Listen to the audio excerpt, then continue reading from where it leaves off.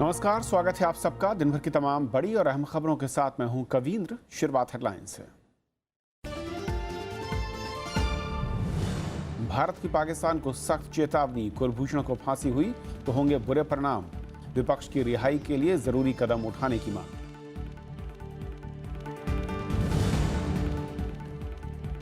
उत्तर प्रदेश के गांवों में मिलेगी 18 घंटे बिजली। राज्य कैबिनेट का फैसला, गन्ना किसानों को 14 से 120 दिन में भुगतान का ऐलान।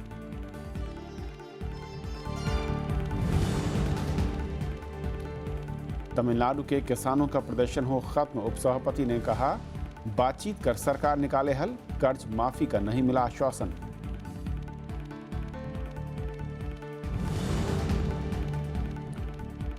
ओबीसी आयोग को संवैधानिक दर्जा देने का मामला, राज्यसभा ने सिलेक्ट कमेटी को भेजा संविधान संशोधन बिल। विपक्ष ने बताई गहन चर्चा की जरूरत।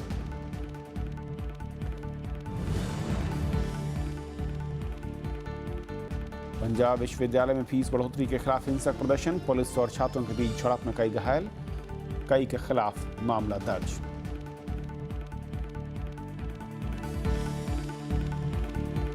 और आइए देखते हैं पहली खबर।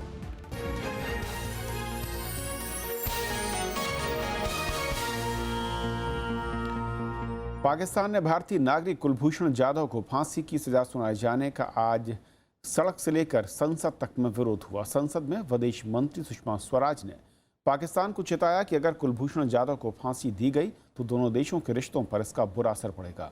विदेश मंत्री ने कहा कि जाधव बेकसूर हैं और भारत सरकार उन्हें बचाने के लिए किसी भी हद तक जाकर मदद करेगी। पाकिस्तान में कुलभूषण जाधव को फांसी की सजा सुनाए जाने पर भारत ने कड़ा ऐतराज जताया है। विदेश मंत्री सुषमा स्वराज ने पाकिस्तान को चेताया है कि अगर कुलभूषण जाधव को फांसी हुई तो भारत और पाकिस्तान के रिश्तों पर सीधा असर पड़ेगा। The government and people of India would view very seriously the possibility that an innocent Indian citizen is facing death sentence in Pakistan without due process and in violation of basic norms of law, justice and international relations. I would caution the Pakistan government to consider the consequences for our bilateral relationship if they proceed on this matter. इस मुद्दे पर राज्यसभा में बयान देते हुए विदेश मंत्री ने कहा कि पाकिस्तान के पास कुलभूषण जाधव के खिलाफ कोई सबूत नहीं है और उसका ट्रायल महज एक दिखावा है। उन्होंने इसे सुनियोजित हत्या की कोशिश करार दिया।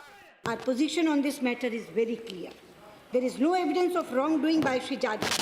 If anything, he is the victim of plan that seeks to cast aspersions on India to deflect international attention from Pakistan's well-known record of sponsoring and supporting terrorism. सभी पार्टियों के सांसदों ने इस मुद्दे पर गहरी चिंता जताई और सरकार से कुलभूषण जाधव को न्याय दिलाने के लिए हर मुमकिन कोशिश करने पर जोर दिया। जो काम पाकिस्तान खुद करता है हमारे देश में, वही इल्जाम हमारे पर लगाने का प्रयास कर रहे हैं। अब जो वहां की फौज ने किया वो तो किया है, तो क्या हमारी सरकार उसमें पूरी मदद करे कि ऐसे वकील उसके पास हों जो सुप्रीम कोर्ट में उसकी वहां की सुप्रीम कोर्ट में उसकी पूरी मदद करें। हमारे यहाँ तमाम आतंकवादी बंद हैं, हम उनको पाल रहे हैं, पोत रहे हैं, उनकी खातिर कर रहे हैं, लेकिन जिस तरीके से एक जाधव को उन्होंने हिंदुस्तान का एजेंट बनाकर फांसी की सजा सुना दी, ये एक देश को चैलेंज है। पाकिस्तान के प्रति हमारी नीति बहुत खराब है। विदेश मंत्री ने सदन को भरोसा दिलाया कि हिंदुस्तान के इस बेटे को बचाने के लिए भारत सरकार किसी भी हद तक जाकर मदद करेगी। विदेश मंत्री ने कुलभूषण जाधव के परिवार के संपर्क में होने की बात कही। प्रीति मिश्रा, राज्यसभा टीवी। कुलभूषण जाधव का मुद्दा लोकसभा में भी उठा और सभी दलों ने पाकिस्तान के इस कदम की कड़ी निंदा की है। विदेश मंत्री के साथ ही गृह मंत्री राजनाथ सिंह ने सदन को भरोसा दिया कि कुलभूषण को न्याय दिलाने की सरकार पूरी कोशिश करेगी। लोकसभा में मंगलवार को सभी दलों ने पाकिस्तान में भारतीय नागरिक कुलभूषण जाधव को सुनाई गई फांसी की सजा का मुद्दा उठाया और पाकिस्तान की सैन्य अदालत के फैसले पर गुस्सा जाहिर किया। विदेश मंत्री सुषमा स्वराज के अलावा गृह मंत्री राजनाथ सिंह ने इस बारे में बयान दिया। उन्होंने कहा कि ये न्याय के सिद्धांतों के खिलाफ है। जो लॉ एंड जस्टिस के बेसिक नॉर्म्स होते हैं उसको बिना ध्यान में रखे ये फांसी की सजा उन्हें सुना दी गई है कुलभूषण जाधव को। और सदन को मैं आश्वस्त करना चाहता हूं, चाहे इसके लिए जो भी करना पड़े भारत सरकार वह करेगी। इससे पहले सदन की कार्यवाही की शुरुआत होते ही तमाम दलों के सदस्यों ने कुलभूषण जाधव की फांसी के खिलाफ निंदा प्रस्ताव पारित करने की मांग की। साथ ही कुलभूषण जाधव की जान बचाने के लिए कदम उठाने की मांग की। अगर कानून और न्याय के मूल सिद्धांतों का पालन नहीं होता तो भारत के लोग इसे सोची समझी हत्या समझेंगे। ये बेहद महत्वपूर्ण है कि हमारे उच्चायों को जानकारी तक नहीं दी गई कि कुलभूषण जाधव का ट्रायल चल रहा है। पूरी कोशिश करना पड़ेगा कि हमारे हिंदुस्तानी शहरी की सबसे पहली जान बचाई जाए। ये बात बिल्कुल सही है कि 13 मरतबा हमने कोशिश की, काउंसलर सर्विस को उन्होंने नहीं दिया। पाकिस्तान की मिलिट्री अदालत एक अदालत नहीं है बल्कि एक बनाना अदालत है। Since the Pakistan government did not and were not able to prosecute him in a normal court, his trial was held secretly in a military court. Indian government take necessary action and see this kind of incident must not take place. Our relationship with Pakistan, India must not cut bad. I request our embassy and other people take necessary action and save our Indian citizens. Thank you. Pakistan की सैन्य अदालत ने भारतीय नागरिक कुलभूषण जाधव को अपने खिलाफ युद्ध छेड़ने और जासूसी के आरोप में फांसी की सजा दी है। जाधव को 3 मार्च 2016 को पकड़ा गया था। सैन्य अदालत में उनके खिलाफ पाकिस्तान आर्मी एक्ट और ऑफिशियल सीक्रेट एक्ट के तहत केस चला। रविंद्र सिंह शौरान के साथ प्रणव गोस्वामी, राज्यसभा टीवी। और इस पूरे मसले पर और बातचीत करने के लिए हमारे साथ पूर्व राजदूत विवेक काजू साहब जुड़ रहे हैं। बहुत बहुत स्वागत है विवेक काजू साहब। जिस तरीके से पूरा मसला है और संसद में हमने देखा, पूरी संसद, लोकसभा और राज्यसभा दोनों ही जगहों पर एक साथ सभी दल खड़े नजर आए और सरकार ने कहा भी कि किसी भी हद तक हम जा सकते हैं उनकी मदद करने के लिए। इस बीच एक बयान पाकिस्तान की ओर से आ रहा है, इसमें कहा गया है कि उनके जो पाकिस्तान के रक्षा मंत्री हैं ख्वाजा आसिफ, उन्होंने कहा कि जाधव चाहें तो कोर्ट में दोबारा एक अपील कर सकते हैं इस फैसले के खिलाफ। भारत का रुख और उसके बाद वहां के रक्षा मंत्री का बयान कैसे आप देखते हैं, किस तरफ इस मामले को आगे जाता हुआ आपको दिखता है? ये देखिए, इसमें सबसे अहम भूमिका इस मामले में रहेगी पाकिस्तानी सेना की, क्योंकि उनका पाकिस्तानी सेना की ही एजेंसी है ISI। उसी ने कुलभूषण जाधव का अपहरण किया ईरान से। पाकिस्तान में न्याय की, उनकी अदालतों से न्याय की उम्मीद करनी मुझे कम दिखती है। और मुझे नहीं लगता है कि पाकिस्तान की जो अदालतें हैं वो इस मामले में कोई निष्पक्ष रूप अपनाएंगी। और ना ही मुझे लगता है कि पाकिस्तान की जो इलेक्टेड गवर्नमेंट है या जो वहाँ की चुनी हुई सरकार है, नवाज शरीफ की सरकार, वो सेना से इस पे दो करने के लिए तैयार होगी। तो इसमें अगर कोई किसी से हमें डील करना है तो वो पाकिस्तान की सेना है, इसमें मुझे संदेह नहीं। तो सरकार जिस तरीके से आगे बढ़ रही है, जो बयान है और कूटनीतिक तौर पर राजनयिक स्तर पर जो बातचीत हो रही है, जो प्रयास हो रहे हैं, उसमें जो दिशा दिख रही है काजू साहब, क्योंकि आपने लंबे अरसे से देखा है दोनों देशों के रिश्तों को और अब खूबी समझते भी हैं कूटनीतिक प्रयासों को, क्या हम सही दिशा में आगे बढ़ते देख रहे हैं? जो हमारा स्टैंड है, जो हमारे, मैं कहूँ कि इस वक्त प्रतिक्रिया है, उस लिहाज से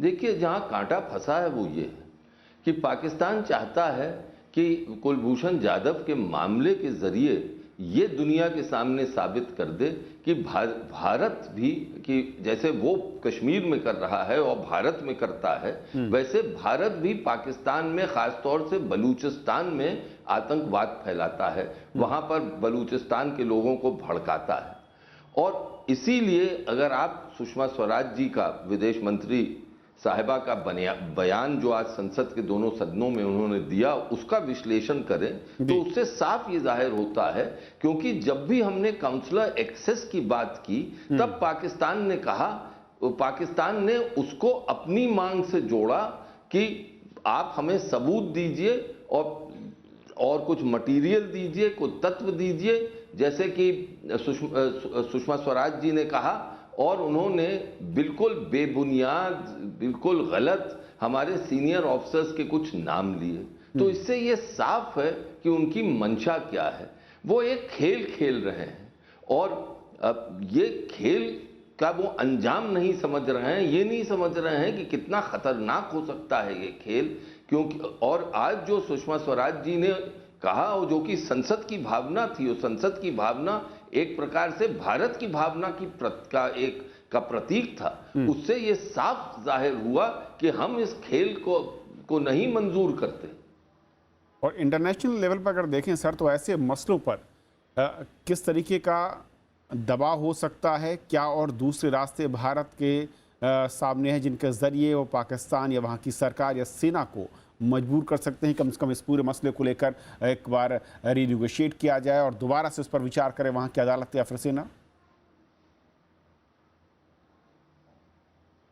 देखिए, अगर उनको ये दृढ़ता से ये दिखाना पड़ेगा कि अगर उन्होंने कोई गलत कदम उठाया इस कुलभूषण जाधव के मामले में, तो वाकई हमारे रिश्ते जो हैं वो छोटे समय के लिए नहीं, दीर्घ काल के लिए उसमें नुकसान होगा और पाकिस्तान को इसका नुकसान भुगतना पड़ेगा। पाकिस्तान को समझना चाहिए और उसकी सेना को समझना चाहिए कि चीन और अन्य देशों के बलबूते पर वो भारत का मुकाबला नहीं कर सकता है, लेकिन वो ये मानते नहीं। इसलिए मुझे ये लगता है कि वो, जैसे मैंने कहा, कि वो एक कूटनीतिक खेल खेल रहे हैं। और अब जो उन्होंने कहा कि जब ये फैसला सुनाया गया और फैसला जारी हुआ, उसके बाद उन्होंने फिर, जैसे आज बयान में आया था सुषमा स्वराज जी के, उन्होंने फिर एक चाल चली कि हाँ, फिर हम काउंसलर एक्सेस दे सकते हैं और शर्त फिर जो पुरानी शर्त थी वही लगा दी कि हमें सबूत दीजिए बलूचिस्तान के निस्बत। तो उससे साफ है कि ये जो फैसला है वो इस खेल की एक कड़ी है और हमें इसका मुकाबला दृढ़ता से करना पड़ेगा और सरकार को बिल्कुल दृढ़ रहना पड़ेगा। चलिए, बहुत बहुत शुक्रिया आपका काजू साहब हमारे साथ इस पूरे मसले पर जोड़ने के लिए। पर कुलभूषण जाधव को पाकिस्तान में मृत्युदंड से बचाने के लिए भारत सरकार कई मोर्चों पर काम कर रही है, जिसमें कूटनीतिक और राजनीतिक उपाय शामिल हैं। इसके अलावा भारत कानूनी विकल्पों पर भी विचार कर रहा है। कुलभूषण जाधव के मामले में पाकिस्तान पर दबाव बढ़ाने के लिए सरकार सबसे पहले संसद में एक प्रस्ताव पेश करेगी, जिसे आम सहमति से पारित राजनीतिक एकजुटता का संदेश पाकिस्तान को दिया जाएगा। कानूनी मामलों के जानकारों का कहना है कि भारत को पाकिस्तान पर अंतर्राष्ट्रीय राजनयिक दबाव बनाने की कोशिश करनी चाहिए। Diplomatic pressure and pressure by some other friendly countries ready to Pakistan. But all depends who's really in charge there. There's the military or Nawaz Sharif. Kulbhushan Jadhav सजा के खिलाफ सेना प्रमुख कमर जावेद बाजवा के सामने 60 दिन के अंदर अपील कर सकते हैं। यहां से भी राहत नहीं मिलने पर पाकिस्तान के राष्ट्रपति मामून हुसैन से माफी के लिए दरख्वास्त करना होगा। इसके अलावा भारत चाहे तो अंतर्राष्ट्रीय अदालत में भी इस मामले को लेकर जा सकता है। Maximum sentence cannot possibly be given for this kind of an offense. Yes, you will go ultimately to the international court. Delhi सहित भारत के कई शहरों में पाकिस्तान के खिलाफ और कुलभूषण जाधव की रिहाई के लिए प्रदर्शन हो रहे हैं। प्रदर्शनकारियों ने मंगलवार को पाकिस्तानी उच्चायुक्त के सामने भी गुस्सा जताया। अखिलेश सुमन, राज्यसभा टीवी।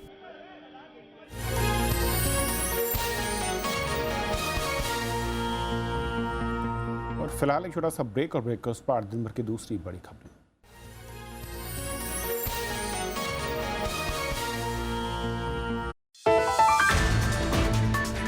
चंपारण सत्याग्रह के 100 साल, सत्य और अहिंसा का गांधी ने किया सफल प्रयोग। आज भी प्रासंगिक गांधी के विचार। देखिए देश देशांतर रात 8:30 बजे।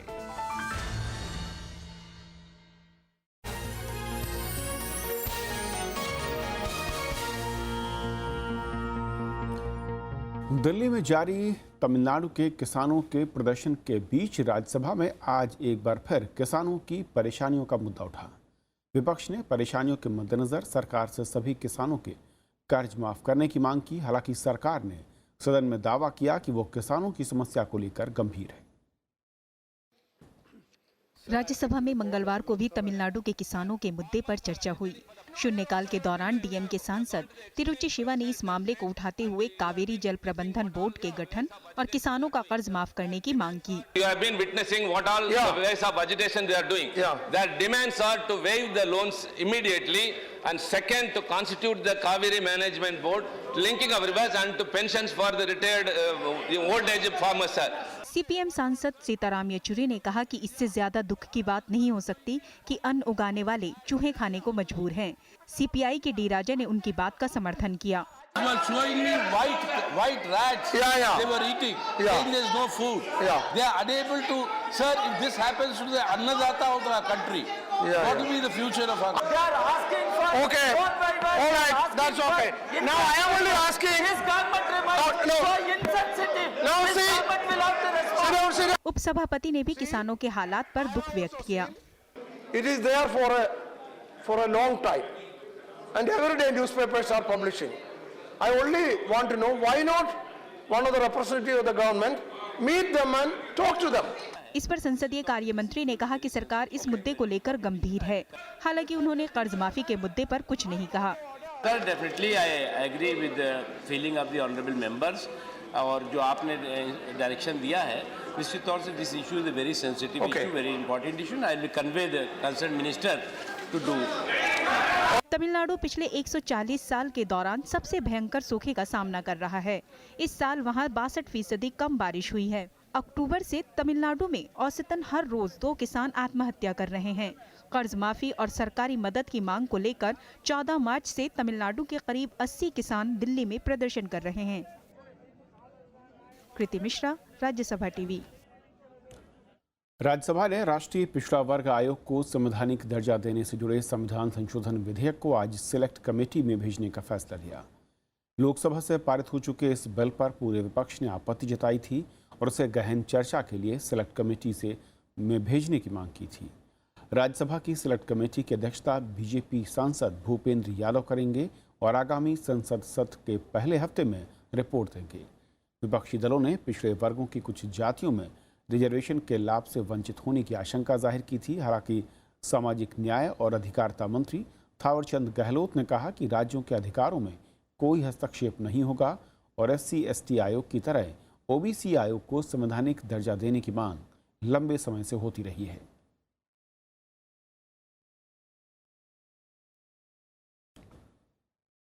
श्रीनगर में मतदान के दौरान हिंसा के बाद चुनाव आयोग ने अनंतनाग में लोकसभा उपचुनाव टाल दिया है। यहां कल वोटिंग होनी थी, लेकिन अब 25 मई को वोटिंग होगी। राज्य सरकार की हिंसा की आशंका के बाद चुनाव आयोग ने फैसला लिया है। वहीं श्रीनगर लोकसभा के 38 मतदान केंद्रों पर गुरुवार को फिर से वोटिंग होगी।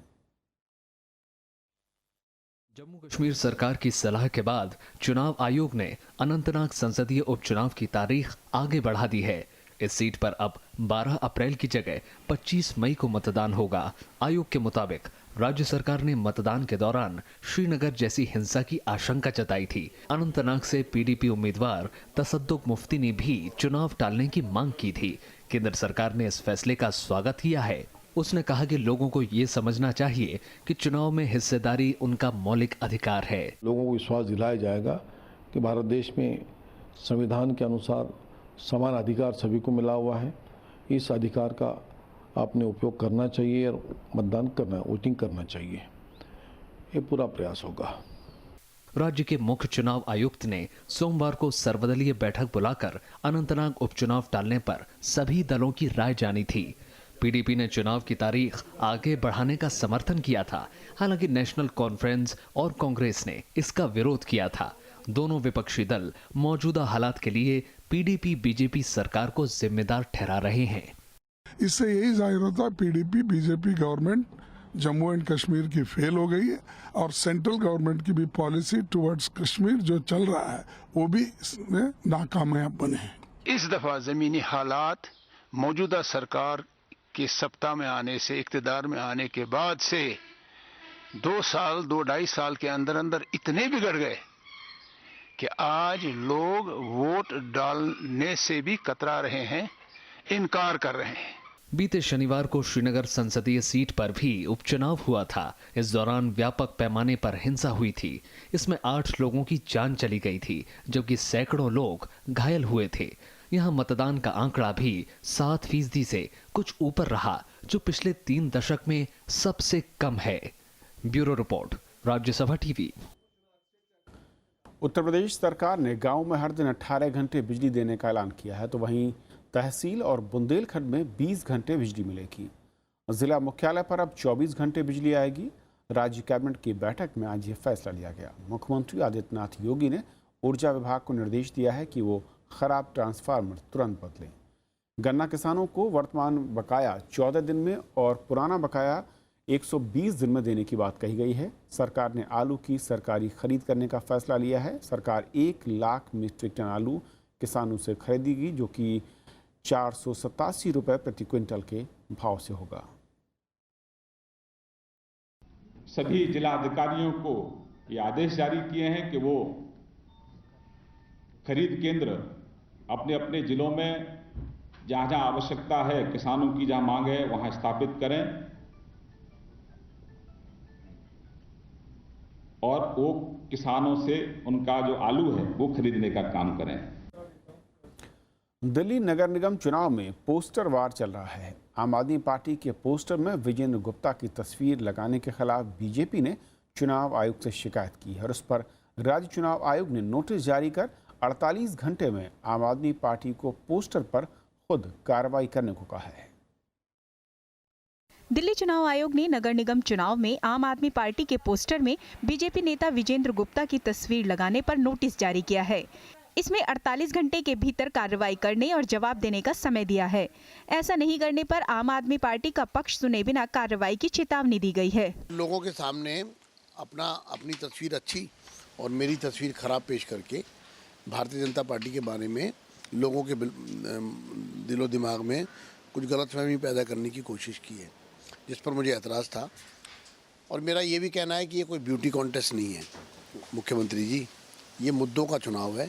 मैं खुली चुनौती देता हूं, आप जगह तय करें, मैं वहां खुली बहस के लिए तैयार हूं। चुनाव आयोग ने इसे आचार संहिता का उल्लंघन बताया है। साथ ही चुनाव आयोग ने कहा कि किसी भी पार्टी की उसके काम और नीति पर आलोचना की जा सकती है। वहीं आम आदमी पार्टी का कहना है कि वो नोटिस का इंतजार कर रही है। अगर हम बीजेपी के चेहरों की बात करते हैं तो पहली कतार में दिल्ली बीजेपी के सबसे बड़े नेता माननीय विजेंद्र गुप्ता जी आते हैं हमारे सामने।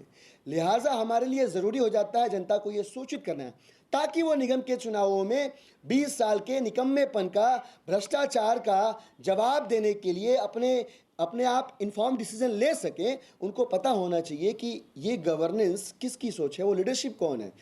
दूसरी तरफ बीजेपी ने भी आम आदमी पार्टी के 8 विधायकों की तस्वीर लगा पोस्टर टांग दिया है।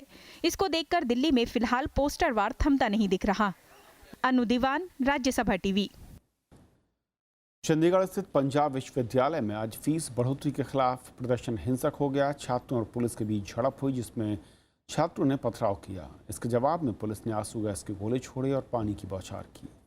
झड़प में पुलिस के 22 जवान घायल हुए, जबकि कुछ को चोट भी आई है। पुलिस ने 52 छात्रों को गिरफ्तार किया और सरकारी संपत्ति को नुकसान और दंगा फैलाने के आरोप में मामले दर्ज किए हैं। रविवार को विश्वविद्यालय ने सभी पाठ्यक्रमों की फीस में 12.5% की बढ़ोतरी करने का फैसला लिया था, जिसका छात्र विरोध कर रहे थे। स्टूडेंट्स चाहते हैं कि ये फीस जो बढ़ाई है वो वापस हो, तो इसके संबंध में ये अथॉरिटीज़ से टाइम टू टाइम कांटेक्ट करते रहे हैं।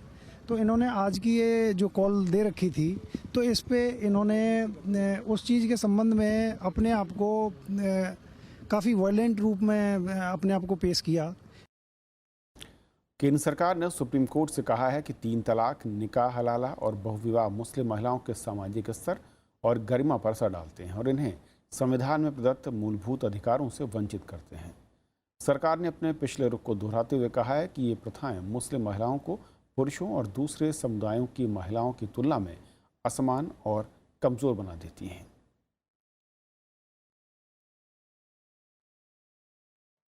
तो खबरों के आज के सफ़र में इतना ही। नमस्कार।